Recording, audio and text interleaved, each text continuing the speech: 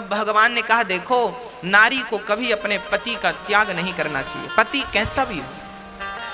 पद्म पुराण की एक घटना भगवान ने सुनाई, एक घटना भगवान ने सुनाई। सुनो, एक स्त्री थी, उस स्त्री का विवाह हुआ, पति बहुत सुंदर था, विवाह हुआ।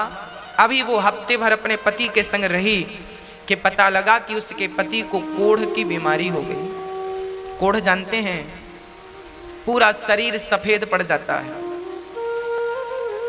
दो प्रकार का कोढ़ होता है, एक कोढ़ वो जो शरीर को सफेद कर देता है, एक कोढ़ वो होता है जो पूरे शरीर में चमड़ी को गला गला करके गिराता है और मावाद बन जाती है, पूरे शरीर में दुर्गंध निकलती है पूरे शरीर से। एक पत्नी थी, शादी के अभी केवल 1 सप्ताह हुए थे, खबर लगी कि पति को कोढ़ की बीमारी है, पूरा शरीर अब कोढ़ की गिरफ्त में आने लगा है, पूरे शरीर से दुर्गंध निकलती है, मावाद बहने लगी, कोई देखे तो उसे घिन आती है, ऐसा शरीर उसके पति का हो गया। पर धन्य थी वो स्त्री कि अपने पति की ऐसे शरीर, ऐसी दुर्गति होने पर भी वो अपने पति से प्रेम करती और अपने पति की सेवा करके अपना पत्नी धर्म निभाती। वो स्त्री अपने पति की सेवा करती, कपड़े से शरीर को पोंछती और पति का बहुत ख्याल रखती।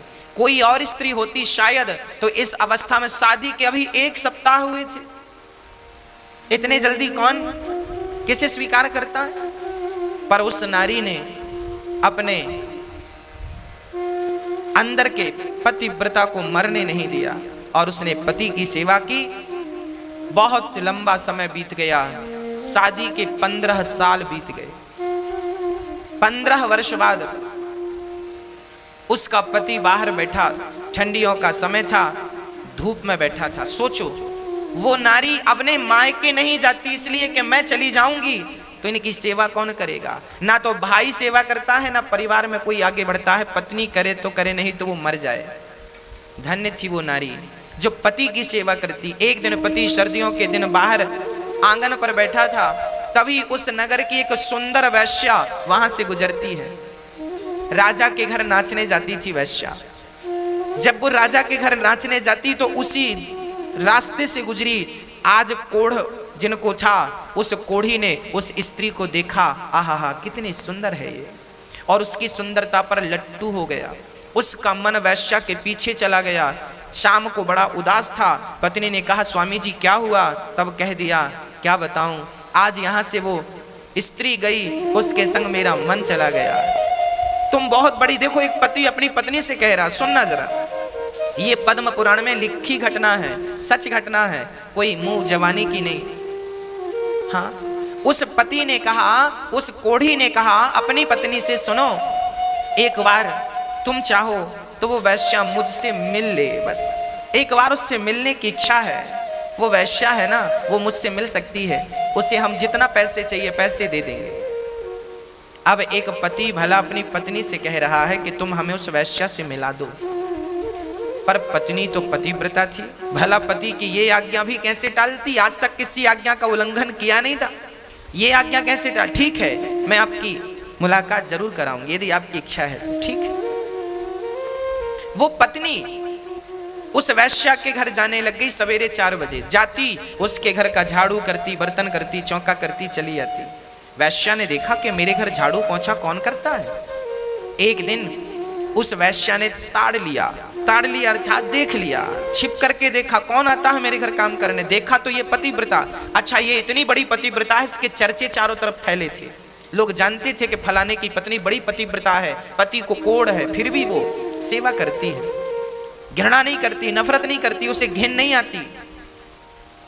वैश्या चरणों में गिर पड़ी, देवी तुम इतनी बड़ी पतिव्रता हो, मेरे घर झाड़ू लगाओगी, पोंछा करोगी, तो मैं तो वैसी वैश्या हूं, मुझे नरक में भी शायद जगह ना मिले, तुम इतनी बड़ी पतिव्रता मेरे घर झाड़ू क्यों लगा रही हो, बताइए।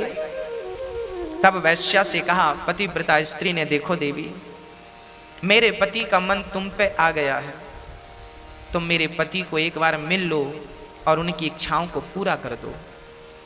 जब इस प्रकार का निवेदन एक पतिव्रता नारी ने उस वैश्या से किया, वैश्या को पता था कि इसके पति को कोढ़ का रोग है, शरीर से दुर्गंध निकलती है, परंतु आप कह रही हो तो ठीक है, कल शाम के समय, कल रात्रि के समय आप अपने पति को मेरे घर ले आना, मैं उनसे जरूर मिलूंगी, भेंट करूंगी। ठीक है।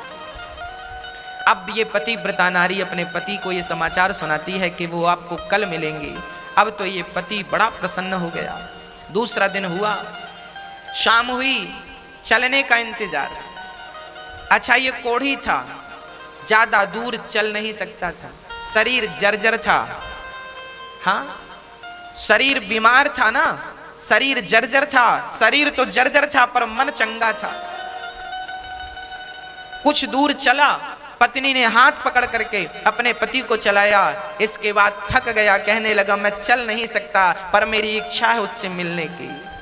बैठ गया, रोने लगा। पत्नी ने कहा स्वामी जी रोइए मत, आप मेरे कंधे पर बैठकर चलिए। तब पत्नी ने अपने पति को अपने कंधे पर बिठाया। जरा दृश्य देखिएगा, ऐसा भारत और ऐसी पतिव्रताएं आगे मैं स्पष्टीकरण करूंगा। इस नारी ने अपने पति को कंधे पर बिठाया और वैश्या के घर जंगल के मार्ग से चली, गांव के भीतर से जाएगी। लोग क्या कहेंगे, पति को कंधे पर बिठाकर कहां जा रही हो, लोग हजार सवाल करेंगे। जंगल के मार्ग से जा रही है, कोई देख ना सके। पर उस जंगल में एक घटना और घटने वाली थी। क्या घटना थी? वहां पर एक संत बैठे थे। हाँ, वो संत, एक वहां का जो राजा था, उस राजा के घर में कुछ चोरों ने चोरी करी। चोरी करके धन संत की कुटिया पे छिपा दिया। राजा के सिपाहियों ने संत की कुटिया से धन को बरामद किया तो उन्हें लगा चोर ये बाबा ही है। तो उस संत को चोर समझकर राजा के सिपाहियों ने उसे सूल पर टांग दिया। सूल, पैना सा सूली अलग है, सूली मतलब फांसी। सूली अलग होती है, सूल अलग होता है। सूल पर एक पैना सा सूल कांटे की तरह जमीन पर गाड़ा और उसे उस सूल पर बिठा दिया। वो बाबा जी के शरीर में सूल चुभता हुआ नीचे से लेकर ऊपर सिर पे निकल गया। पर संत असली थे, समाधि असली थी, सूल उनका कुछ बिगाड़ ना सका। सिपाही राजा के वहां से भागे। बाबा जी रात्रि हो गई, सूल पर लटके रहे।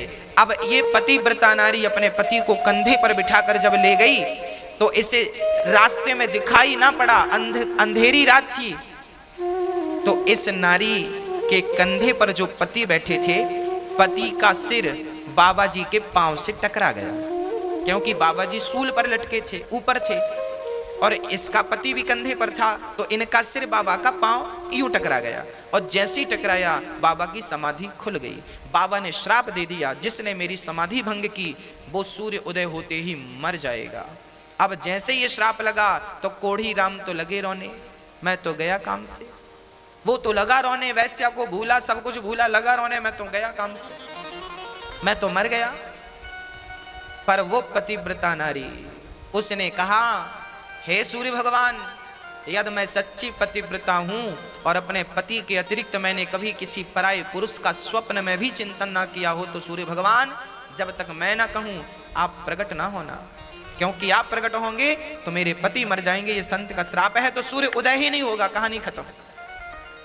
भक्तों 24 घंटे बीत गए, 48 घंटे बीत गए, हाहाकार मच गया, सूर्य का आता पता नहीं। हाहाकार ब्रह्मलोक में मच गया, सूर्य क्यों नहीं निकल रहे हैं। सूर्य बोले मैं नहीं जाऊंगा, नहीं भस्म हो जाऊंगा उस नारी के कारण। वो इतनी बड़ी पतिव्रता है कि सूर्य की गति को रोक दिया उन्होंने। रुक गए सूर्य भगवान, स्थित हो गए, स्थिर हो गए। ब्रह्मा विष्णु महेश दौड़े दौड़े आए, देवी क्या कर रही हो, प्रकट होने दो ना, मेरे पति मर जाएंगे। तब अनुसुईया माता को पता लगा, वो आई और अनुसुईया माता ने कहा देवी तेरे पति को मैं जीवित करूंगी, तू आने दे। सूर्य भगवान को जब आने दिया, सूर्य उदय हुआ, श्राप के कारण पहली किरण पड़ते ही उसके पति मर गए। तब अनुसुईया ने कहा कि हे प्रभु, यदि मैं अनुसुईया सच्ची पतिव्रता हूं तो इसका मरा हुआ पति जीवित हो जाए। कहकर जल छोड़ा। परिणाम क्या हुआ, मरा हुआ पति जीवित हो गया, कोढ़ का रोग था वो समाप्त हो गया, और सुंदर सा पुरुष खड़ा हो गया। विमान आया, दोनों शरीर सहित भगवान के निज धाम को चले गए। एक पत्नी चाहे तो पति कैसा भी हो, उस पति का भी कल्याण कर सकती है। हाँ? अब यहां कई बार ये प्रश्न लोग करते हैं कि गुरुजी, खासकर हमारी माताएं ये प्रश्न करती हैं कि गुरुजी, हम तो बहुत अच्छी हैं, हम तो पति को भगवान मानती भी हैं और वास्तविक में स्त्रियां मानती भी हैं बहुत सारी, पर हमारा पति ही अच्छा नहीं है तो क्या करें। मैंने ये कथा आपको इसलिए ही तो सुनाई कि आवश्यक नहीं है कि आपका पति अच्छा हो। ये इसका पति कौन सा अच्छा था? ये वैश्या की डिमांड कर रहा है, ये अच्छा है? आपका तो शायद इतना गंदा भी नहीं होगा कि आप इससे कहे कि मुझे वैश्या के घर छोड़ दो। तो ऐसे घटिया पति थे इनके, पर ये पतिव्रता थी। देखो मेरी माँ, आप अच्छी हो, आप सही मार्ग पर हो, जमाना गलत है तो रहने दीजिए, आप सही मार्ग पर रहिए, आप सही हैं तो ठीक है। जमाना गलत है तो क्या हम भी गलत हो जाएं उनके साथ ना?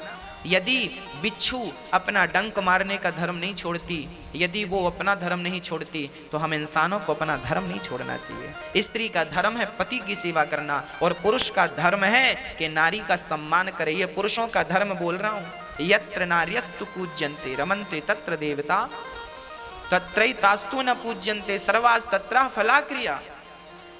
जिस घर में नारी का सम्मान आदर होता है, उस घर में देवी देवताओं का, लक्ष्मी का वास होता है।